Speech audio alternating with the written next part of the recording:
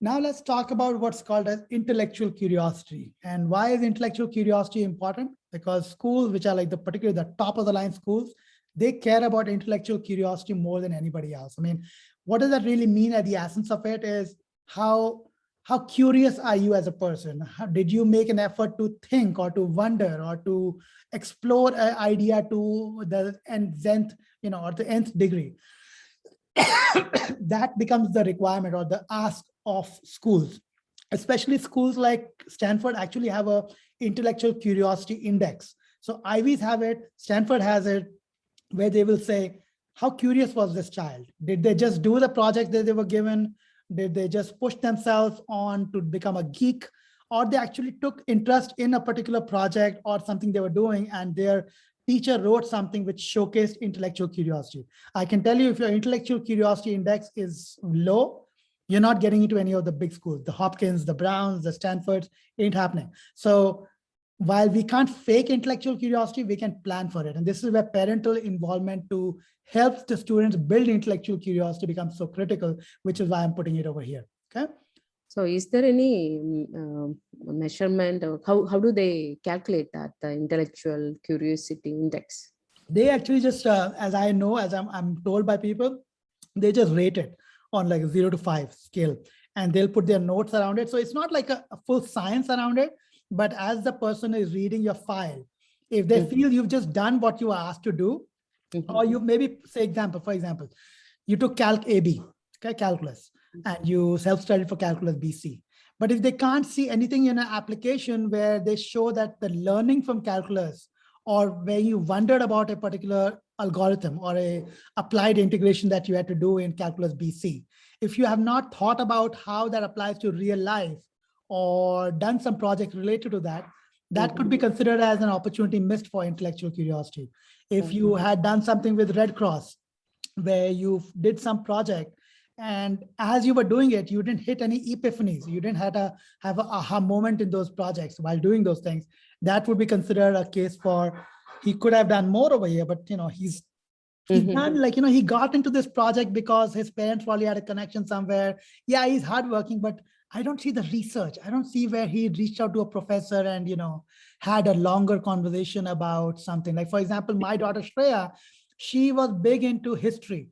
And when she read about the Holocaust, she wanted to visit those places. And she, so I took her in the summer between 11th and 12th for like 2 weeks. I took her to Auschwitz, which is the camp in Poland, where she could see everything. I had to take a one-on-one tour with a guide, which some can call very elitist, right? I mean, who can afford to go to Poland and hire a one-on-one Jewish guide who walked her through the details and stuff? But we did it. And some of that showed in her applications, like in her National History Day project. She talked about that. In her essays, she talked how she got impacted by that and what she did about it later. So those things show your intellectual curiosity. Got it? Okay. So what is intellectual curiosity? It's the drive to learn something new about how the world works.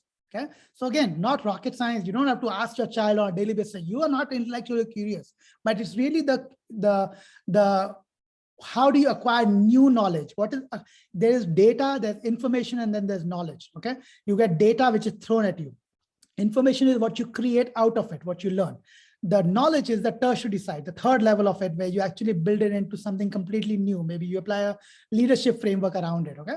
But for you to think about yourself as parents and to tell your students or your own children, like, this is how we can build some intellectual curiosity as an angle for you for this subject. Hey, you seem to be very happy about, you like, say, English literature.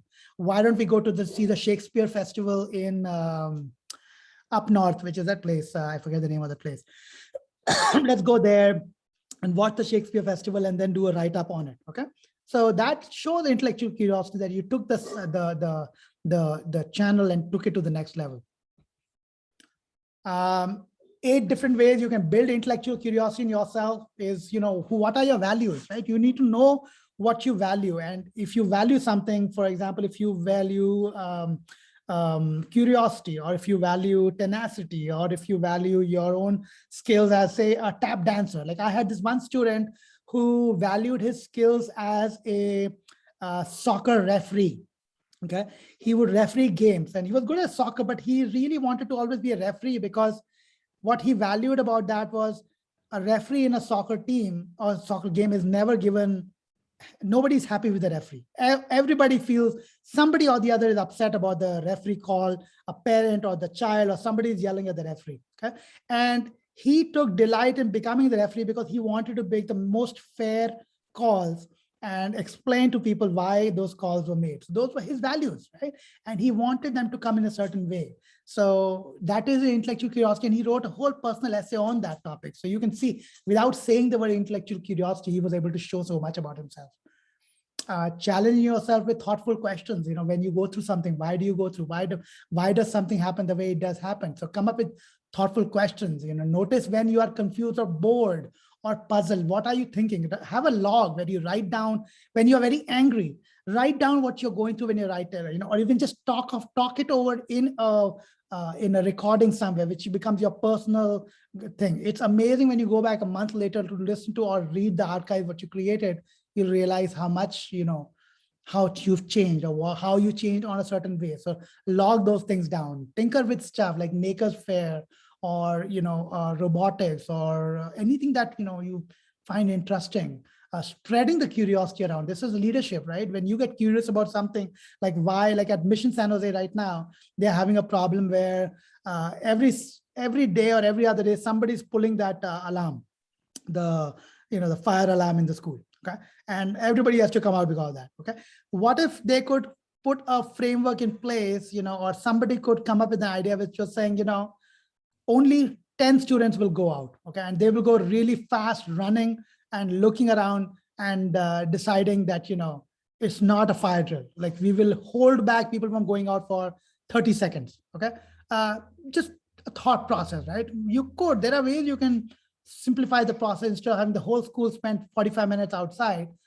Even if you make the attempt of that is called intellectual curiosity. This is a good way to demonstrate your curiosity. Like, this is actually giving you the project in school. Like, what this is required of you: standardized tests, good grades, challenging class assignments. How do you take this thing to the next level? Mathematical modeling, where you did something for the community, take a college school project above and beyond, take classes which are not offered in your school. All these are signs of intellectual curiosity. Start a club which has something unique to it, right? Independent research you did, like Shreya did when she went to Poland, right? Did a lot of research.